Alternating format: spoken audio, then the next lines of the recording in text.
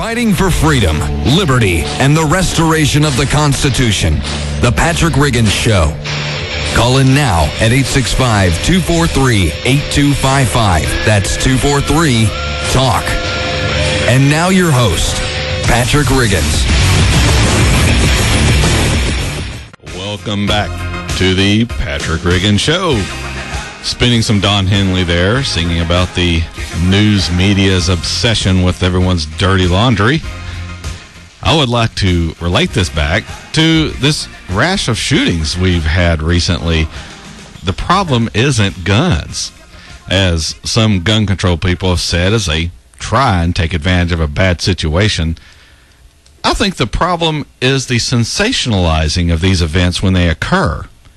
For a good parallel, look to the problem sports teams used to have with people running onto the field. The media would show them over and over every broadcast that day. So what happens when you reward an activity? You get more of it. And more games started being interrupted with fans running onto the field. Then someone in media got the bright idea, hey, maybe if we stopped showing these jackasses, then they'll stop doing it. So whenever someone ran onto the field after that, the media would ignore them. Not even the commentators would remark on it. Instead of people laughing at them, both at home and in the stadium, people started getting mad, and the joy of running on the field lost its luster. The same thing happens when a shooting occurs. The media all rush to interview anyone and everyone even remotely associated with it. They start scanning the internet, Facebook, Twitter, looking for any scrap of information so they can scoop the other news organizations. In the meantime, the host of the news shows have nothing new to add, so they continue repeating the news story over and over and over, providing hours upon hours of publicity for the idiot who committed the crime. Well, what does all this attention do? Why, it shows all the other potential idiots out there that if they want to be famous, this is a real good way to achieve it. For a person who is not wired correctly mentally, this is the ultimate enticement. The same thing has been demonstrated to occur with suicides. So much so that it has been given a name, the Werther effect. When one suicide leads to others done in the same fashion as the first, it's called a suicide contagion. So how should we deal with this problem? The same way we dealt with it in sports. Not even mention it. What good does it do anyway? Some people get shot in a movie theater in Colorado. If it was someone you know, you'll most likely be getting a phone call from their family when the police notify them about it. Wouldn't you rather hear about it from someone in their family you know and trust than seeing it on the news anyway? If you don't know anyone there, then how does it help you to know it now?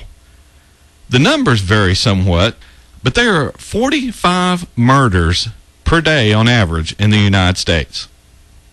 Does that help you in your life knowing that? Does killing people all at once in one place or spreading them out over the whole country make any difference? Those people are all just as dead, and your life goes on as it did before. Does the news media bombarding the families, friends, and neighbors of these slain people do anything to help them in their time of grief? Does dealing with the loss of a loved one get any easier with a microphone stuck in your face? So, if it isn't helping the people involved, and it really doesn't help you, then why bother covering it? The answer is because the news media is so competitive right now. That's why. The internet has changed the whole ball game. You don't have to watch the evening news anymore. You can get your news instantly over the internet or via cable or satellite TV even your phone. So trying to scoop each other means more viewers to the broadcasters. And more viewers equals higher rates for advertising. And thus more money for the news, and oftentimes now its parent company. But what is the cost? By sensationalizing the event is not some of the blood of the people hurt or killed by the next psycho on the hands of the news media? I would argue that it is, because they are encouraging the next person who seeks infamy via the 24/7 news cycle. Unfortunately, they will receive it because I don't think anyone in the news industry is going to take the chance on not reporting something because of the fear that the other news organizations will. I think if one news channel would come out publicly and announce they were going to take a stand on principle, and even if it meant less viewers, they were not going to give these people the glory they so fervently crave. If they would do that, well, first I would think I was dreaming. But second, I think people would respect that and reward them for doing the right thing, especially if it was explained that by broadcasting these events, it is only encouraging them to reoccur. If another news organization decided to go ahead with the standard operating procedure and do 24/7 coverage, the next time it happens, people would pin the blame on, or part of it anyway, on that news channel, whether rightly deserved or not, and that organization would be shamed into falling into line with the rest of the news media, just like we've done with the sports. I'm not advocating censorship, far from it. I'm advocating an industry that would self-regulate itself without any governmental interference. But for self-regulation to occur, the audience must demand it from the providers. They are ultimately going to respond to people watching or listening to their news broadcast. Again, as I state on this show about every week, you have to stop watching life go by and start participating. Just like with your elected representatives, you have to hold people accountable in order to make them change.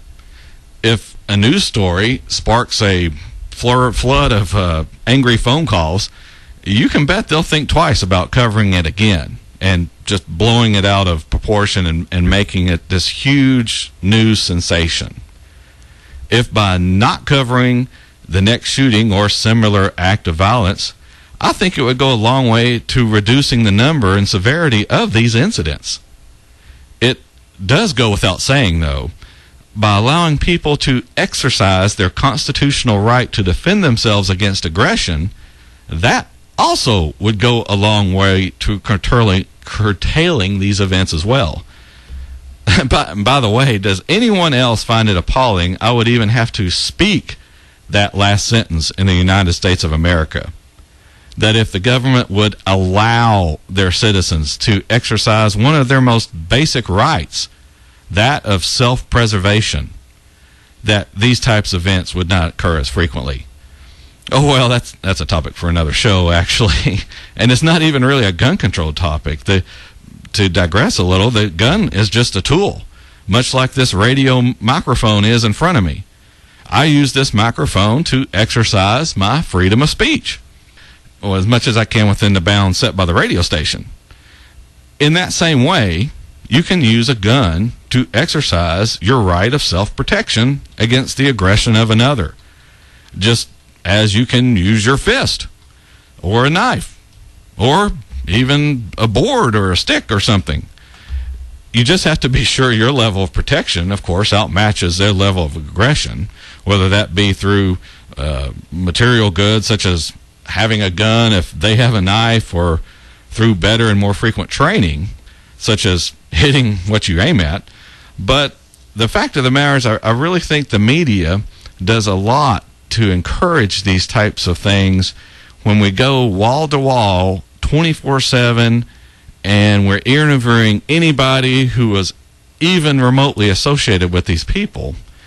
Then the very person that's doing it is often doing it for this mixed up definition of fame and glory. That's what they want.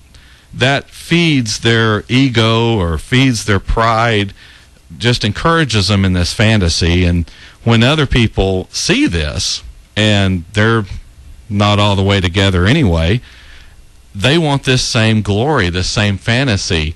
By sensationalizing this over and over again, even days later, it just encourages this same thing. Anyway, we're up on the break here already, the half-hour break.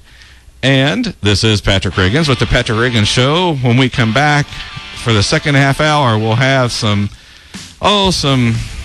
news about foreign wars and a couple other things the TSA is doing if we get to it.